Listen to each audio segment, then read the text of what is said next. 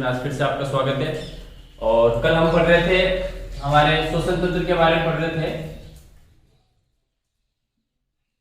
श्वसन तंत्र के बारे में हमने पढ़ा था कि भाई नासा मार्ग, नासा गुहा है ना, उसके बाद में कंठ ग्रसनी, श्वास नली, कंठ, इनके बारे में हमने कल थोड़ी बहुत चर्चा की थी। इससे पिछले वाले वीडियो के अंदर हमने चर्चा की थी। आज हम इसके आगे देखेंगे। हमने देख लिया था कि भाई जो हमारी श्वास नली होती है, श्वास नली पर हमने कल बात की थी। सी आकार के सी आकार के उपास्थि के कुछ वलय पाए जाते हैं, कुछ छल्ले पाए जाते हैं, जिसके कारण हमारी जो श्वास नली होती है, इस प्रकार की जो श्वास नली होती है, ये वो क्या होती है, पिचकती नहीं है ना। श्वास नली पिचकती नहीं है। जब श्वास नली के अंदर वायु नहीं होती, यदि वायु नहीं होती, वायु रहेगी तब तो वैसे ही नहीं पिचकेगी। लेकिन जब वायु नहीं होती श्वास नली के अंदर, तो इन उपास्थि के छल्लों के कारण, ये क्या है, उपास्थि के छल्ले या उपास्थि के इन्हें वलय भी कहा जाता है। उपास्थि के वलय के कारण ये जो श्वास नली है आपकी, ये श्वास नली क्या है, पिचकती नहीं है ना, पिचकेगी नहीं। यदि मान लीजिए पिचक जाएगी, वायु नहीं होगी तो क्या होगा, वायु, जैसे हमने देखा होगा कि जब पाइप के अंदर पानी चलता है, चलते चलते नल के अंदर आप पाइप के, प्लास्टिक का जो पाइप उसमें देखेंगे तो पाइप खुला हुआ होगा। लेकिन जैसे ही पानी बंद कर देते हैं, हम नल से बंद कर देते हैं, अब आना बंद हो जाता है, आपने देखा है कि पाइप क्या हो जाएंगे, पिचक जाएंगे। क्यों? जब पहले इसके अंदर जल बह रहा था तब तक तो फैला हुआ था, लेकिन जैसे ही पानी आना बंद हुआ वो क्या हो जाएगा, पिचक जाएगा, उसमें से वायु बाहर निकल जाएगी। यहां पर भी ऐसा ही होता है कि यदि वायु श्वास नली में नहीं होगी तो श्वास नली क्या हो सकती है, पिचक सकती है। और जब श्वास नली पिचक जाएगी तो फिर जाहिर सी बात है, हमें सांस भी नहीं आएगा। लेकिन ऐसा होता नहीं है। क्यों? क्योंकि यहाँ पर कुछ वलय पाए जाते हैं, कुछ छल्ले पाए जाते हैं उपास्थि के, है ना, और वो छल्ले या ये वलय इस श्वास नली को यहां से पिचकने से रोकते हैं। हमने एक चीज और देखेंगे, हम कंठ की हम बात कर रहे थे कि भाई जो कंठ होता है, कंठ वो ग्लोटिस यानी घाटी द्वारा किसे, श्वास नली से विभक्त होता है। श्वास नली से क्या होता है, विभक्त होता है ग्लोटिस के द्वारा। जहां पर मान लो यहां पर ये कंठ है और कंठ से ये श्वास, यहां पर मान लो ये अलग हो रहा है कंठ और श्वास नली, तो यहां पर एक ढक्कन पाया जाता है, या आप कह सकते हो एक तरीके से क्या बोल सकते हो इसको आप, एक दरवाजा टाइप में, जैसे हम स्पिंचर के बारे में पढ़ा था हमने पिछले अध्याय में, उसी प्रकार यहाँ पर भी होता है कि एक यहाँ पर छिद्र है, ये वो छिद्र बंद रहता है, जिसे क्या बोलते हैं, घाटी बोलते हैं, है ना। ये क्या होती है, घाटी होती है। और इस घाटी या ग्लोटिस के द्वारा कंठ है वो श्वास नली से क्या होता है, अलग रहता है। इसी प्रकार अब क्या होती है, श्वास नली और ग्रास नली, जहां से भोजन आ रहा है, जहां से श्वास है, ऊपर से दोनों एक जगह से आ रही है, एक ही स्थान से आ रही है। देखो यहां से बराबर समानांतर आ रहे हैं, और इनकी जो हाइट है वो भी क्या होती है, लगभग समान होती है। लगभग क्या होती है, समान होती है। इसलिए यहां पर एक और जो ग्रास नाल है, ग्रास नली होती है, वहां पर एक ढक्कन पाया जाता है, इसे एपिग्लोटिस कहते हैं। हमने पहले पढ़ा था कंठ वाले में एपिग्लोटिस पाई जाती है। तो एपिग्लोटिस क्या करता है कि जब हम भोजन लेते हैं, तो भोजन लेंगे तो भोजन यहां पर इस श्वास नली में इसको ढक देंगे। भोजन के कण है वो, भोजन के कण इस श्वास नली में ना आ जाए, है ना, भोजन के कण श्वास नली में ना आ जाए, क्योंकि ये जो ग्रास नली है, ये ग्रास नाल और ये श्वास नाल, ये मान लो ये क्या है, श्वास नाल है और ये ग्रास नाल है, ये दोनों क्या है, पास पास में है। तो यहां पर ये एपिग्लोटिस पाया जाए, यहाँ सॉरी श्वास नाल में, यहां पर ये एपिग्लोटिस पाया जाएगा।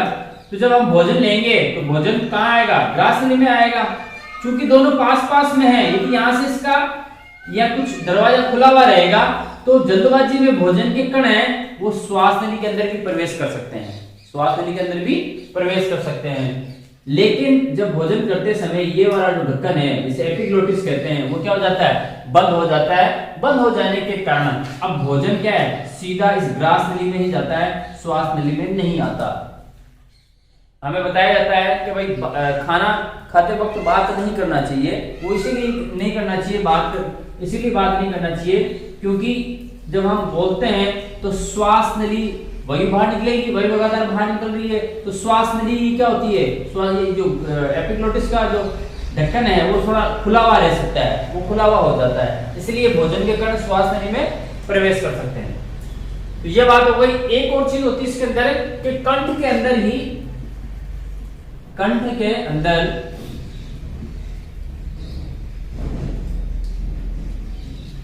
वोकल कॉर्ड्स होते हैं, स्वर रज्जु पाए जाते हैं, स्वर रज्जु पाए जाते हैं किसके अंदर, कंठ के अंदर। अब स्वर रज्जु से क्या नाम से पता है, स्वर रज्जु है ना, इनसे क्या होती है, आवाज ध्वनि निकलती है। स्वर रज्जु से ध्वनि निकलती है, यानी हम जो बोलते हैं वो स्वर रज्जुओं के कारण ही बोल पाते हैं। कैसे, मान लो जो ये कंठ है और यहां पर ये मान लो स्वर रज्जु है, ये स्वर रज्जु है, तो क्या होता है कि जब फेफड़े से हम वापस वायु को बाहर निकालते हैं, श्वसन की क्रिया के अंदर, वेंटिलेशन के अंदर क्या कर रहे हैं, सांस कार्बन ऑक्सीजन को बाहर से ले रहे हैं और बदले में वापस क्या छोड़ रहे हैं, कार्बन डाइऑक्साइड, है ना, ये हो रहा है। ऑक्सीजन को ग्रहण करना और CO2 को बाहर त्याग देना। तो जब हम कार्बन डाइऑक्साइड यानी वापस सांस छोड़ रहे हैं हम, तो सांस छोड़ते समय फेफड़े क्या करेंगे, फेफड़ों से वायु निकलेगी और वायु कहां से वापस श्वास नली से होकर बाहर निकलेगी ना, नासा मार्ग से होते हुए, ठीक है। तो इस दौरान क्या होगा कि हमारे कंठ में क्या हुआ है, ये क्या उपस्थित है, स्वर रज्जु उपस्थित है, ये कंठों के अंदर क्या है, स्वर रज्जु उपस्थित है। अब जैसे ही यहां से वायु निकलेगी, इसको तो कंठ से होकर निकलना पड़ेगा, तो कंठ से जब होकर वायु निकल रही है तो बीच में कंठों में क्या है, स्वर रज्जु उपस्थित है, वोकल कॉर्ड्स उपस्थित है। और जब वायु इनसे टकराती है, वायु इन स्वर रज्जुओं से टकराती है, क्योंकि ये इनको वायु को बाहर निकालने में अवरोध उत्पन्न कर रहा है। स्वर रज्जु क्या कर रहे हैं, इस वायु को बाहर निकालने में अवरोधक का काम कर रहे हैं, इसलिए अब वायु जबरदस्ती बाहर निकलेगी, और जब जबरदस्ती बाहर निकलेगी तो उसे टकरा के निकलेगी ना, यहां से टकराते हुए निकलेगी वायु, और जैसे ये टकराएगी वायु इन स्वर रज्जु से, तो ये क्या हो जाएगा, कंपित होना शुरू हो जाएंगे। क्या होना शुरू हो जाएंगे, कंपित होना शुरू हो जाएंगे, इनमें कंपन शुरू हो जाएगा, और जैसे ही कंपन होगा तो फिर मुंह से आप क्या निकल जाएगी, आवाज निकलेगी। यदि स्वर रज्जु यदि कंपन नहीं करेंगे, यदि कंपन ना हो स्वर रज्जुओं के अंदर, तो आप कितनी ही कोशिश कर लो, है ना, आपके मुंह से आवाज बाहर नहीं निकल सकती। तो स्वर रज्जुओं में कंपन के कारण मुख से क्या होती है, आवाज आती है। जब फेफड़ों से वायु बाहर निकलती है तो यह वायु कंठ से होकर जाती है। कंठ में उपस्थित स्वर रज्जु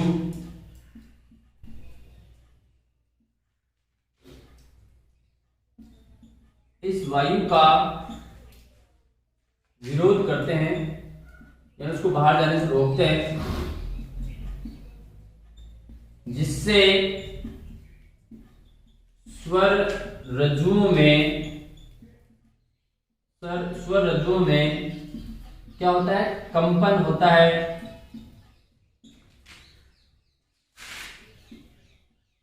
स्वर रज्जुओं के इस कंपन के कारण ही, स्वर रज्जुओं के इस कंपन के कारण ही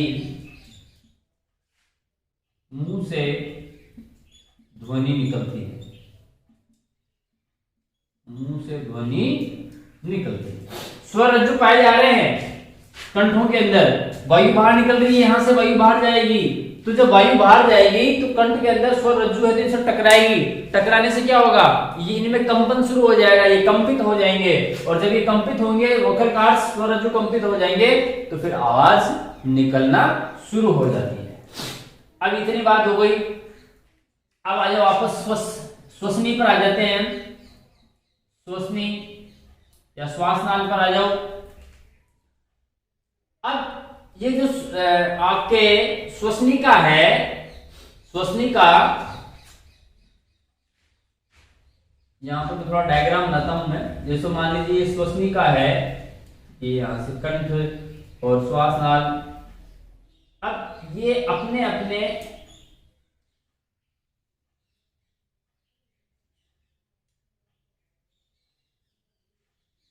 ये मैंने थोड़ा सा ऐसा डायग्राम बनाया है। अब ये क्या होगा,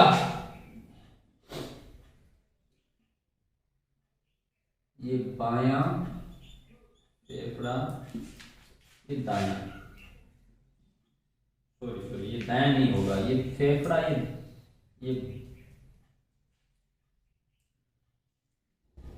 ये दायां होगा और ये बायां, क्योंकि हमने फेफड़ा इस इधर ऐसे ऐसे रखा हुआ था, इधर होगा ये दायां। अब क्या होता है कि जो श्वास नली होती है, श्वास नली है वो, ये देखो श्वास नली आ रही है, इसने इसमें प्रवेश कर लिया, इसने इसमें प्रवेश कर लिया, दोनों दो क्या होता है, दो फेफड़े होते हैं ना, होता एक ही है लेकिन दो भागों में बटा होता है, दायां फेफड़ा और बायां फेफड़ा। तो अब ये जो श्वास नली है, श्वास नली है वो अपने अपने फेफड़ों में आगे क्या हो जाती है, प्रवेश कर जाती है। ये देखो ये श्वास नली आ रही है, ये एक भाग इस फेफड़े में प्रवेश कर गया और एक भाग है इसका श्वास नली का इस बाएं फेफड़े के अंदर प्रवेश कर जाता है। एक भाग तो कहां, दाएं फेफड़े में, और दूसरा बाएं फेफड़े में प्रवेश कर गया, है ना। आगे श्वास नली अपने अपने तरफ के फेफड़ों में प्रवेश कर जाती है। अपने अपने का मतलब यही है कि ये जो श्वास नली का जो दायां भाग है वो दाएं फेफड़े में प्रवेश करेगा, श्वास नली का जो बायां भाग है वो बाएं फेफड़े के अंदर प्रवेश कर लेता है। यानी यहां तक तो ये ऊपर तक तो एक ही है, लेकिन जैसे ही ये फेफड़े के पास पहुंचती है श्वास नली, उसकी दो शाखाएं हो जाती हैं, दो शाखाओं में वो क्या हो जाती है, विभक्त हो जाती है, दो शाखाओं में विभक्त हो जाती है। तो श्वास नली की एक शाखा तो दाएं फेफड़े में प्रवेश करेगी और श्वास नली की दूसरी शाखा बाएं फेफड़े में प्रवेश करती है। श्वास नली की एक शाखा दाएं फेफड़े में व एक शाखा बाएं फेफड़े में प्रवेश करती है।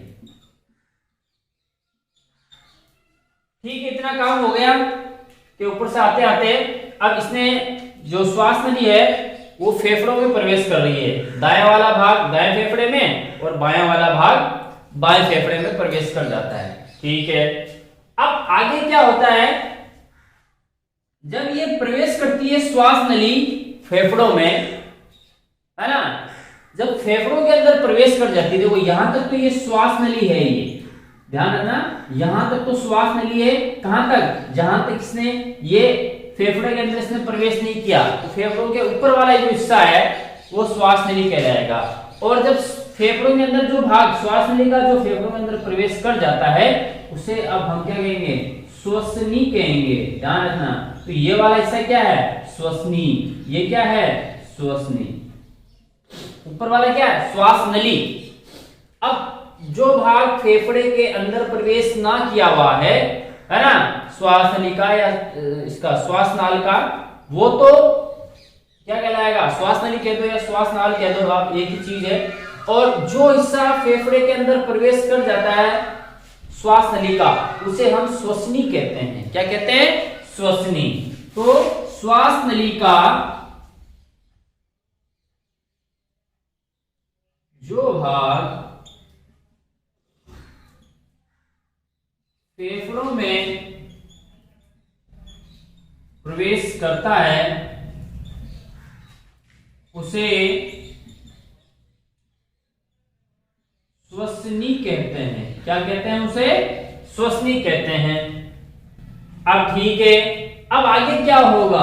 आगे ये होगा कि ये जो श्वसनी है ये भी और भागों में विभाजित हो जाती है।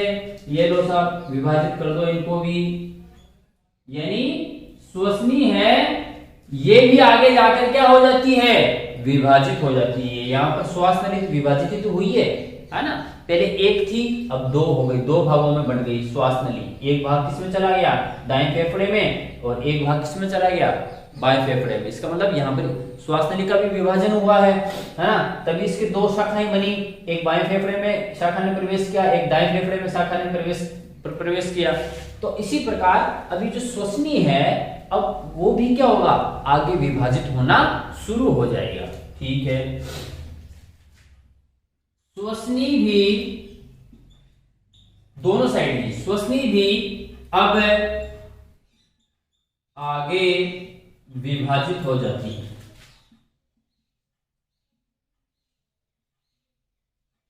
विभाजित हो जाती हैं। इन भागों को श्वसनिकाएं कहते हैं। श्वसनिकाएं क्या कहेंगे? श्वसनिकाएं कहते हैं।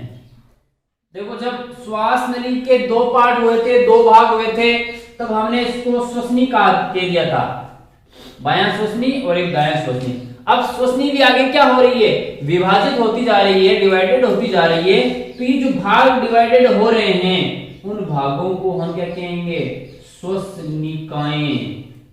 श्वसनिकाएं कहेंगे। तो ये वाले भाग क्या क्या कहलाएंगे? श्वसनिकाएं। श्वसनिकाएं कहलाएंगे, है ना? पहले श्वास नली एक थी, फिर दो भाग हो गए, दायां फेफड़े में प्रवेश किया, एक भाग बाएं फेफड़े में प्रवेश किया, तो उसे हमने श्वसनी कहा। फिर श्वसनी में आगे और इसमें विभाजन हो गया, डिवाइडेशन हुआ इसके अंदर। तो अब उन भागों को हम क्या कहेंगे? श्वसनिकाएं कहेंगे। क्या कहेंगे? श्वसनिकाएं कहेंगे। ठीक है, यहां तक हमने अब देख लिया है। अब आगे क्या होगा देखते हैं। तो हमने बात कर ली, हमने बात की है कि भाई श्वसनिकाएं कहलाती हैं। श्वसनी की जो श्वसनी है हमने बात कर ली। श्वसनी आगे विभाजित होती हैं और श्वसनिकाओं का क्या होता है? निर्माण होता है। श्वसनिकाओं का निर्माण होता है। अब क्या होगा कि श्वसनिकाएं भी आगे और विभाजित होती हैं। पहले श्वास नली विभाजित हुई, फिर श्वसनी हुई, अब श्वसनिकाएं भी आगे क्या हो जाएंगी? विभाजित हो जाएंगी। तो श्वसनिकाएं भी आगे विभाजित होंगी और विभाजित होकर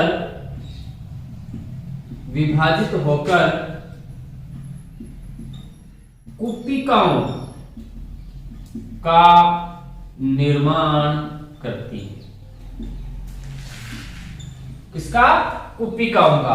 अब क्या होगा कि ये और आगे विभाजित हो जाएगी और लास्ट के अंदर विभाजित होती होती ये इस प्रकार एक प्यालेनुमा संरचना में बदल जाएगी। ये इस प्रकार, ये है ना, इनको इस संरचना को हम बोलते हैं कुपिका। क्या बोलते हैं? कुपिका।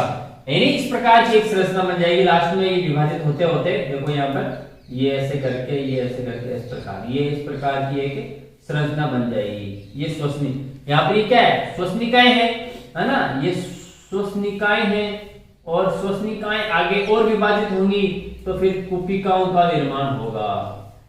ये क्या हो जाएगी आपके कुपिका, जिसके अंदर वायु भरी रहती है। ठीक है, तो पहले देखो श्वास नली विभाजित हुई, श्वास नली का क्या हो गया, विभाजन हो गया, दो भाग, दो शाखाएं बन गई, एक शाखा चली गई दाएं फेफड़े में श्वास नली की और एक शाखा कहां चली गई, बाएं फेफड़े में। श्वास नली के बाद में जब ये श्वास नली ने इसके अंदर प्रवेश किया, दो शाखाएं बन गई, तो उसे हमने क्या नाम दिया, श्वसनी, है ना, एक भाग बाएं में एक भाग दाएं में। श्वसनी में और आगे विभाजन हो गया, श्वसनिकाएं, श्वसनिकाओं का निर्माण हो गया और श्वसनिकाओं में भी विभाजन हुआ तो किसका निर्माण हो गया, कुपिकाओं का, कुपिकाओं का निर्माण।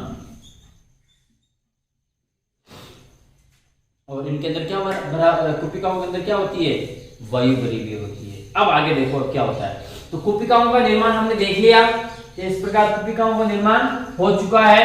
अब क्या होता है कि कुपिकाओं के ऊपर एक महीन झिल्ली होती है, एक महीन झिल्ली होती है इन कुपिकाओं के ऊपर, यहां पर इन कुपिकाओं के ऊपर एक महीन क्या होती है, झिल्ली होती है। और इनके नीचे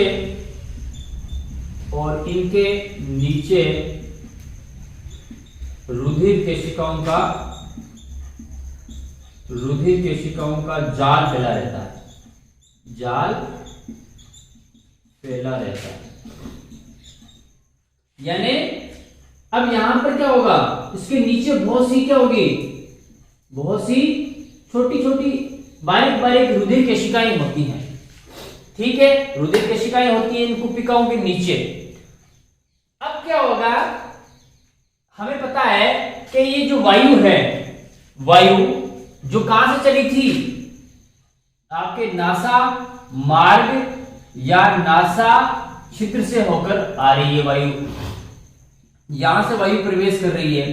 तो वायु नासा मार्ग, नासा छिद्र से वायु आ रही है और फिर वो कण आपके कहां से, नासा मार्ग, नासा गुहा, कंठ ग्रसनी, फिर आपके श्वास नली से होते हुए फिर आपके श्वसनिका से कहां पर, श्वसनिकाओं से कुपिका। तो यहां से देखो ये पूरा मार्ग तय करके ये वायु आ रही है, ये पूरा मार्ग तय करके ये वायु आ रही है ना, नासा मार्ग, उसके बाद में कंठ ग्रसनी, फिर ग्रसनी, इस प्रकार श्वास नली से फिर कहां पर आ जाएगी, ये श्वसनी में आ जाएगी, श्वसनी से वायु कहां जाएगी, श्वसनिकाओं में जाएगी, सब श्वसनिकाओं से कहां पर जाएगी, कुपिका के अंदर। तो लास्ट वाला यहां पर वायु आकर क्या हो जाती है, इकट्ठा हो जाती है, किसके अंदर, कुपिका के अंदर। कौन सी वायु, हम बाहर से आ रही है, इसका मतलब कौन सी वायु है, शुद्ध वायु है। शुद्ध वायु का मतलब जिसके ऑक्सीजन युक्त वायु है। तो और इनके नीचे रुधिर केशिकाओं का जाल फैला रहता है। अब देखो होता क्या है, अब ये गैसों का हमने बात की है, थोड़ा सा और एक देख लेते हैं, फेफड़े का और देख लेते हैं। हमने बीच में फेफड़े का देखा नहीं, तो फेफड़े की थोड़ी बहुत व्यवस्था हम देखते हैं कि जो फेफड़ा होता है मनुष्य का, है ना, वो पिंडों में विभक्त होता है। यहाँ पर पिंड दिखाई दे रहे हैं, एक पिंड ये रहा, एक पिंड ये रहा, साथ एक पिंड ये भी है ना, मनुष्य का फेफड़ा।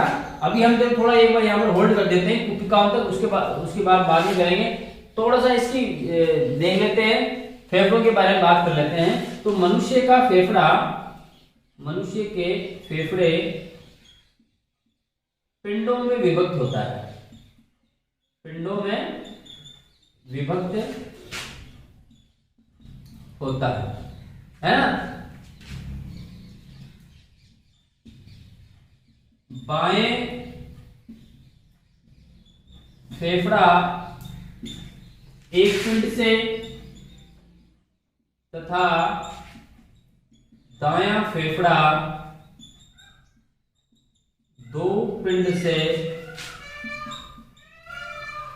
बना होता है ना।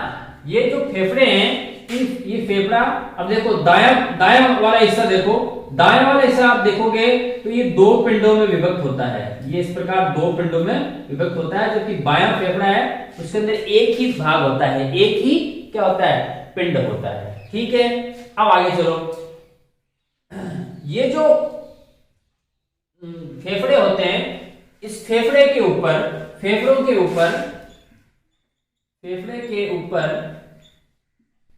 एक महीन आवरण पाया जाता है, आवरण पाया जाता है, आप उसको कह सकते हो कवच पाया जाता है। ठीक है, यहां पर देखो बिल्कुल यहां पर एक महीन सा ये कवच पाया जाता है, इस पूरे के पूरे आवरण के फेफड़ों के ऊपर एक बिल्कुल पतला सा कवर पाया जाता है, महीन आवरण पाया जाता है, जिसे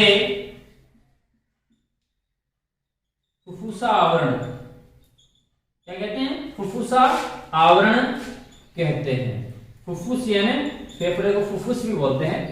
तो उसको जिनके ऊपर ये फेफड़ों के ऊपर जो मुहिम सी एक आप कह सकते हो कवच पाया जाता है, ठीक है, आवरण पाया जाता है, जो उसको पूरे को उसको ढका हुआ है फेफड़ों को, उस आवरण को हम फुफ्फुस आवरण कहते हैं, फुफ्फुस आवरण कहते हैं। अब क्या होता है, फुफ्फुस आवरण के मध्य यानी इसके नीचे, ऊपर फुफ्फुस आवरण है, ये नीचे क्या है, फेफड़े, और बीच में फुफ्फुस आवरण के मध्य क्या होता है, फ्लोरल फ्लूइड या फुफ्फुस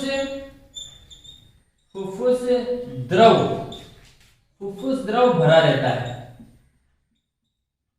फुफ्फुस द्रव भरा रहता है। यानी फेफड़े, ये मान लो नीचे वाला मेरा हाथ हमारे फेफड़े हैं, और ऊपर क्या है इसके जस्ट ऊपर, ये मेरा ऊपर वाला हाथ है, ये क्या है, ये हो गया उसका आवरण, है ना, फुफ्फुस आवरण जिसे बोलते हैं। और दोनों के बीच में देखो थोड़ा सा गैप रहेगा, वहां पर एक आपके पाया जाएगा फ्लूइड पाया जाएगा, द्रव पाया जाएगा, और उस द्रव को हम क्या कहते हैं, उस द्रव को हम कहते हैं फुफ्फुस द्रव कहते हैं। ये द्रव क्या करता है, ये द्रव जो भारी चोट लगती है या भारी आघात है, या आप जो उसको पिचकने से, इसको फेफड़ों को पिचकने से बचाता है, तो ये द्रव फेफड़ों को पिचकने से बचाता है। एक तो ये काम है, पिचकने से बचाता है, और क्या काम है कि जो भारी चोट लगती है, भारी आघात आती है ना, अचानक कहीं हम गिर गए या भारी चोट हमें लग रही है, तो क्या होता है, सीधा इस पे आपके फेफड़ों पर क्या होता है, जोर पड़ रहा है, तो बीच में क्या है, द्रव है, आवरण और फेफड़ों के बीच में क्या है, ये फ्लोरल फ्लूइड है, ये फुफ्फुस द्रव है। तो ये क्या करेगा, ये फ्लोरल फ्लूइड ये उस आघात को, उस चोट को थोड़ा क्या करेगा, हल्का कर देगा। जैसे मान लीजिए हम ऊपर से छलांग लगाते हैं, नीचे सख्त जगह है, तब तो हमें खूब ज्यादा चोट लगेगी हमें, लेकिन हम ऊंचाई से गिर रहे हैं, कूद रहे हैं, और एक बड़ा सा, है ना, फोमदार गद्दा लगा दिया है, तब हमें चोट नहीं लगेगी, है ना, क्योंकि हमें अब एक आवरण मिल गया है हमारे बीच, और उससे सख्त जमीन के बीच में क्या है, एक गद्दा आ चुका है, जो कि हमारे उस चोट से हमारी क्या करेगा, रक्षा कर लेगा। वो जो वजन है या जो स्पीड है, उसको कौन सहन करेगा, वो गद्दा सहन करेगा। तो इसी प्रकार बाहरी आघातों से रक्षा करने का काम भी ये फुफ्फुस द्रव करता है। ये द्रव, चलो ठीक है, अब आगे देखते हैं इसके। तो अब ये द्रव क्या कर रहा है, ये जो फुफ्फुस द्रव है, फुफ्फुस द्रव बाहरी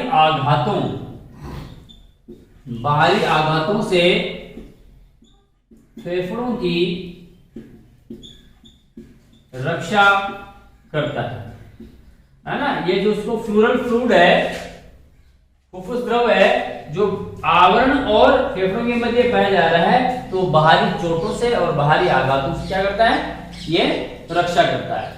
ठीक है, इतनी हमने बात कर ली। अब हम बात कर रहे थे कुपिकाओं के बारे में, है ना, कुपिकाओं के बारे में हमने क्या बात की कि भाई जो कुपिकाएं होती हैं, कुपिकाएं वो क्या होती हैं, कुपिकाएं एक प्याले नुमा संरचना होती है। कैसी होती है, प्याले नुमा संरचना होती है और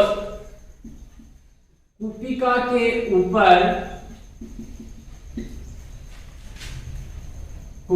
एक महीन झिल्ली या आवरण पाया जाता है।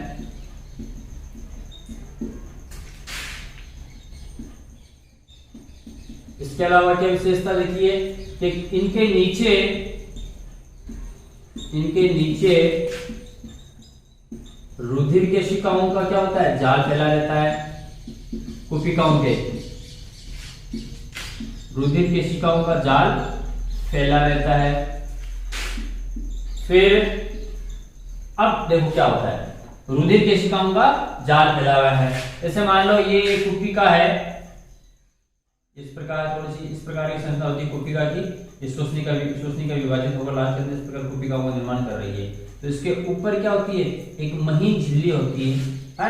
और नीचे क्या होता है, नीचे इसके जस्ट नीचे बहुत सी रुधिर केशिकाओं को क्या होता है, इस प्रकार एक जाल सा फैला हुआ होता है। रुधिर केशिकाओं का क्या होता है, जाल होता है।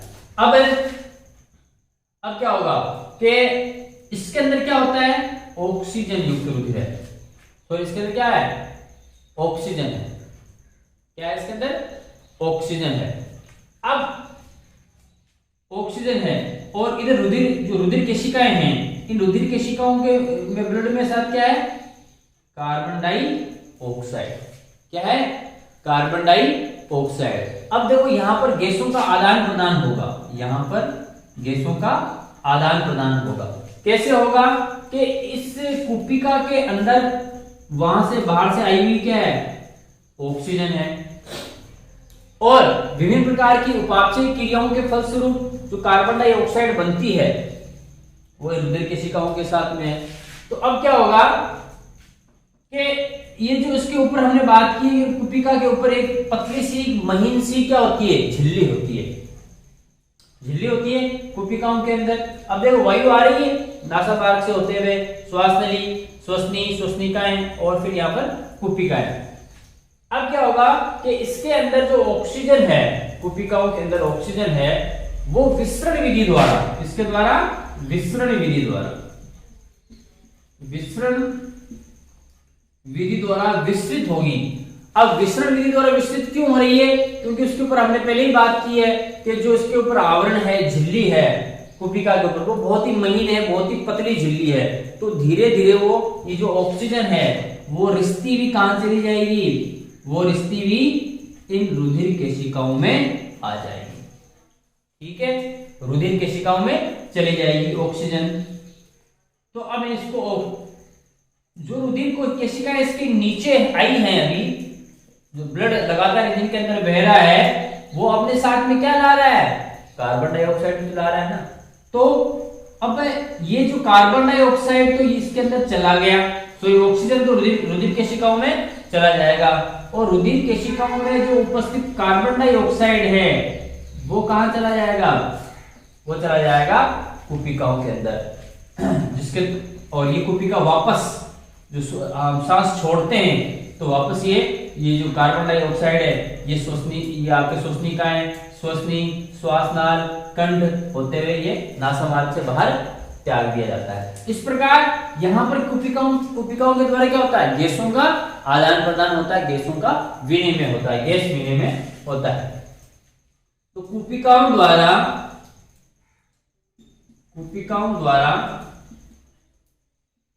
गैसों का आदान प्रदान होता है, अर्थात गैस विनिमय होता है।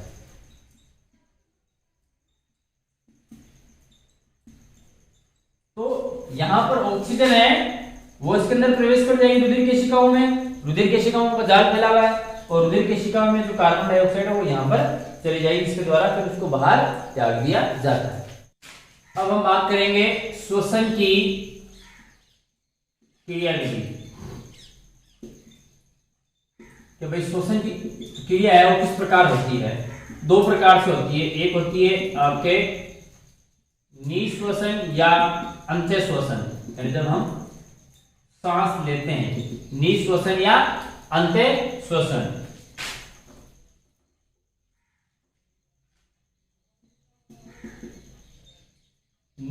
श्वसन या अंत्य श्वसन में वायु यानी ऑक्सीजन फेफड़ों में क्या करती है, प्रवेश करती है, प्रवेश करती है। अब ये तो हमें पता चल गया कि अंत्य श्वसन में फेफड़ों के अंदर ऑक्सीजन है वो प्रवेश कर रही है, लेकिन किस प्रकार कर रही है? तो ये क्रिया यानी अंत्य श्वसन की क्रिया, ये क्रिया डायफ्राम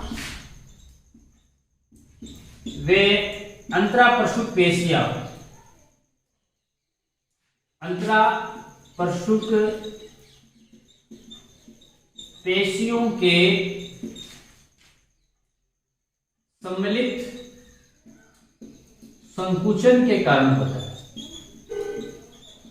संकुचन के कारण होता है। यानी जब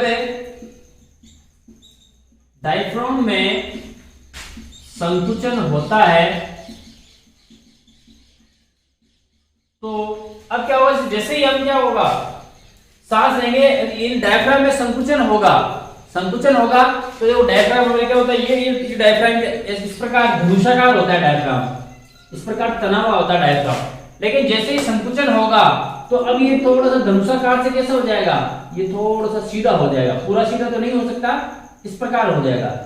स्थिति में क्या हो जाएगा, फर्क आ गया डायफ्राम के। तो डायफ्राम जब डायफ्राम संकुचित होगा तो संकुचित होने के कारण